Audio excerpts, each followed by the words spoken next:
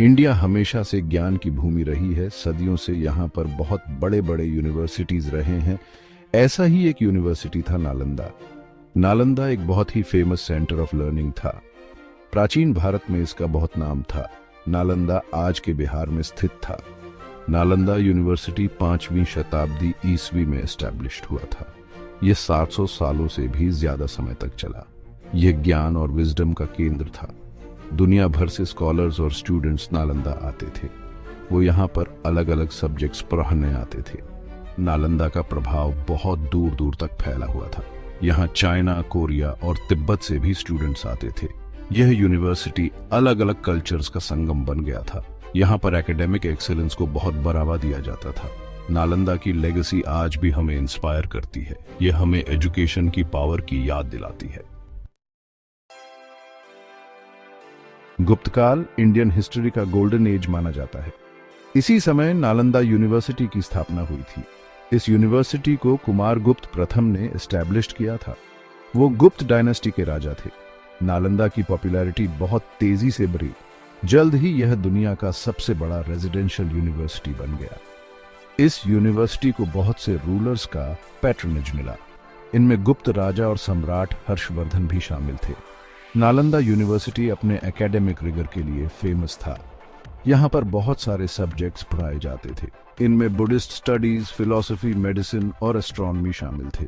इस यूनिवर्सिटी के पास एक बहुत बड़ी लाइब्रेरी थी। इसमें हजारों मैन्युस्क्रिप्ट्स थे।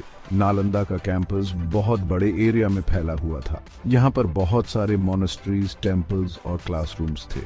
नालंदा सच में एक्सेलेंस का केंद्र था। इसने नॉलेज को फैलाने में बहुत अहम भूमिका निभाई। नालंदा यूनिवर्सिटी एक अद्भुत इंस्टीट्यूशन था। यहाँ पर एजुकेशन का बहुत अच्छा सिस्टम था। यूनिवर्सिटी में एडमिशन लेने के लिए बहुत ही कठिन प्रोसेस से गुजरना पड़ता था। सिर्फ कैपेबल कैंडिडेट्स का ही सिलेक्शन होता था। नालंदा का करिकुलम बहुत कॉम्प्रिहेंसिव था। इसमें बहुत सारे सब्जेक्ट्स शामिल थे। स्टूडेंट्स अपने पसंद के फील्ड्स में स्पेशलाइजेशन कर सकते थे। उन्हें फेमस स्कॉलर से गाइडेंस मिलता था। नालंदा में पढ़ाने के तरीके बहुत ही इनोवेटिव थे। डिबेट्स और डिस्कशंस पढ़ाई का एक इम्पॉर्टेंट पार्ट थे। स्टूडेंट्स को क्रिटिकल थिंकिंग के लिए इंकरेज किया जाता था। वो इंटेलेक्चुअल डिस्कशंस में हिस्सा लेते थे। नालंदा में जिंदगी बहुत लाइवली थी। यह यूनिवर्सिटी अलग अलग कल्चर्स का संगम था। दुनिया के अलग अलग हिस्सों से आए हुए स्टूडेंट्स यहाँ साथ में रहते और पढ़ते थे। नालंदा ने टॉलरेंस और अंडरस्टैंडिंग की भावना को बढ़ावा दिया। हेवनसांग एक चीनी बुद्धिस्ट मंक थे। वो 7वीं शताब्दी ईस्वी में इंडिया आया था। हेवनसांग ने नालंदा यूनिवर्सिटी में कई साल पढ़ाई की। वो इस यूनिवर्सिटी से बहुत प्रभावित हुआ था। हेवनसांग के अकाउंट्स हमें नालंदा के बारे में बहुत कुछ बताते हैं। उसने यूनिवर्सिटी की ग्रैंडर के बारे में बताया। उसने विशाल लाइब्रेरी और विद्वान स्कॉलर्स के बारे में लिखा। हेवनसांग के अनुसार नालंदा में 10,000 से भी ज्यादा स्टूडेंट्स थे। इस यूनिवर्सिटी में सैकड़ों टीचर्स भी थे। नालंदा की लाइब्रेरी को धर्मगंज कहा जाता था। यह ज्ञान का खजाना थी। हेवनसांग की राइटिंग्स ने हिस्टोरियंस को नालंदा के इतिहास को रिकंस्ट्रक्ट करने में मदद की है। उसके अकाउंट्स इस यूनिवर्सिटी की इंपॉर्टेंस को हाईलाइट करते हैं। वो हमें प्राचीन भारत की इंटेलेक्चुअल वाइब्रेंसी की एक झलक देते हैं। भाग 5, ज्ञान का पुस्तकालय, खोया हुआ ज्ञान का खजाना। नालंदा यूनिवर्सिटी की लाइब्रेरी उसकी सबसे कीमती संपत्ति थी। इसे धर्मगंज या सत्य का खजाना कहा जाता था। लाइब्रेरी में मैन्युस्क्रिप्ट्स का एक विशाल संग्रह था। लाइब्रेरी 3 इमारतों में फैली हुई थी। इनमें से सबसे प्रसिद्ध रत्न सागर या जवाहरात का सागर था। यह 9 मंजिला इमारत थी। लाइब्रेरी दूर दूर से विद्वानों को आकर्षित करती थी। लाइब्रेरी में मैन्युस्क्रिप्ट्स ताड़ के पत्तों और भोजपत्र पर लिखे गए थे।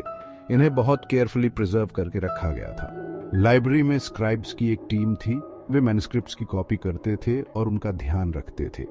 बख्तियार खिलजी के आक्रमण के दौरान लाइब्रेरी का विनाश ज्ञान की दुनिया के लिए बहुत बड़ा नुकसान था। अनगिनत मैन्युस्क्रिप्ट्स हमेशा के लिए खो गए। लाइब्रेरी का विनाश भारतीय इतिहास का एक दुखद अध्याय है। भाग 6, नालंदा का पतन, अपमान का दिन। 12वीं शताब्दी ईस्वी ने भारतीय इतिहास में एक टर्निंग पॉइंट ला दिया। इसी समय के दौरान मुस्लिम आक्रमणकारियों ने भारत के कुछ हिस्सों पर हमला करना और उन पर विजय प्राप्त करना शुरू कर दिया था। नालंदा यूनिवर्सिटी भी इन आक्रमणों का शिकार हो गई। 1193 ईस्वी में मैं बख्तियार खिलजी, एक तुर्क सेनापति ने नालंदा पर हमला किया। मैं अपनी क्रूरता के लिए जाना जाता था। मैंने बिहार में पहले ही कई बौद्ध मॉनेस्ट्रीज को नष्ट कर दिया था। नालंदा पर आक्रमण एक विनाशकारी घटना थी। यूनिवर्सिटी पूरी तरह से नष्ट हो गई थी। लाइब्रेरी को जला दिया गया था। अनगिनत मैन्युस्क्रिप्ट्स खो गए थे। मंक्स या तो मारे गए या भागने पर मजबूर हो गए। नालंदा के विनाश ने एक युग का अंत कर दिया।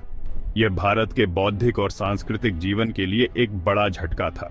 कभी जीवंत रहने वाला यूनिवर्सिटी खंडहर में तब्दील हो गया था। भाग 7 बख्तियार खिलजी का आक्रमण, सच्चाई और कल्पना। बख्तियार खिलजी का आक्रमण भारतीय इतिहास की एक प्रसिद्ध घटना है। हालांकि क्या हुआ, इसके अलग अलग अकाउंट्स हैं। कुछ इतिहासकारों का मानना है कि खिलजी का मुख्य मकसद लूटपाट करना था। दूसरों का तर्क है कि खिलजी धार्मिक जुनून से प्रेरित था। वह इस्लाम का प्रसार करना चाहता था और बौद्ध संस्थानों को नष्ट करना चाहता था। सच्चाई कहीं बीच में हो सकती है। कुछ अकाउंट्स के अनुसार खिलजी शुरू में नालंदा के महत्व से अनजान था। उसने सोचा कि यह एक किला था। यह उसे अपने कब्जे में लेने के बाद ही पता चला कि यह वास्तव में क्या था। उसकी मंशा चाहे जो भी रही हो, खिलजी के कार्यों का नालंदा पर विनाशकारी प्रभाव पड़ा। यूनिवर्सिटी को व्यवस्थित रूप से नष्ट कर दिया गया था। इसकी विरासत को धूमिल कर दिया गया था।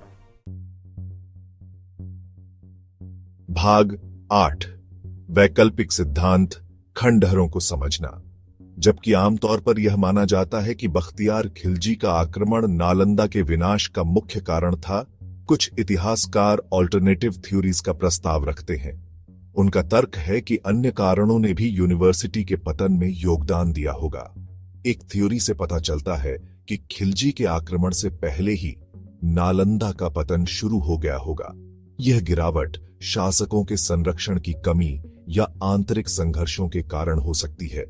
एक और थ्योरी प्राकृतिक आपदाओं या बदलती सामाजिक और आर्थिक स्थितियों के कारण धीरे धीरे गिरावट की संभावना की ओर इशारा करती है। भारत में बौद्ध धर्म के पतन ने भी इसमें भूमिका निभाई होगी।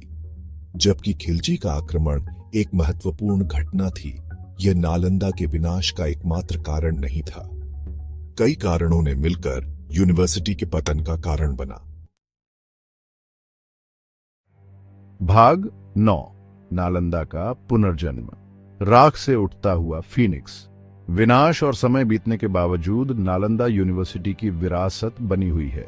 हाल के वर्षों में यूनिवर्सिटी के गौरव को पुनर्जीवित करने के प्रयास किए गए हैं। 2010 में भारत सरकार ने प्राचीन खंडहरों के पास एक नया नालंदा यूनिवर्सिटी स्थापित किया। यूनिवर्सिटी का उद्देश्य अपने पूर्ववर्ती की भावना को पुनः प्राप्त करना है। नया नालंदा यूनिवर्सिटी एक इंटरनेशनल इंस्टीट्यूशन है। यह दुनिया भर के छात्रों और शिक्षकों को आकर्षित करता है। यूनिवर्सिटी विभिन्न विषयों में कई तरह के कोर्सेज प्रदान करता है। नालंदा यूनिवर्सिटी का पुनरुद्धार ज्ञान की स्थायी शक्ति का प्रमाण है। यह शिक्षा के प्रति भारत की प्रतिबद्धता और उसकी समृद्ध सांस्कृतिक विरासत का प्रतीक है। भाग 10 निष्कर्ष, नालंदा की अमर विरासत। नालंदा यूनिवर्सिटी भारत के गौरवशाली अतीत का प्रमाण है। सदियों तक इसने ज्ञान के प्रकाश स्तंभ के रूप में कार्य किया, जो दूर दूर से विद्वानों और छात्रों को आकर्षित करता रहा। इसका विनाश दुनिया के लिए एक बड़ा नुकसान था, लेकिन इसकी विरासत बनी हुई है। नालंदा की कहानी शिक्षा के महत्व और हमारी सांस्कृतिक विरासत की रक्षा और संरक्षण की आवश्यकता की याद दिलाती है।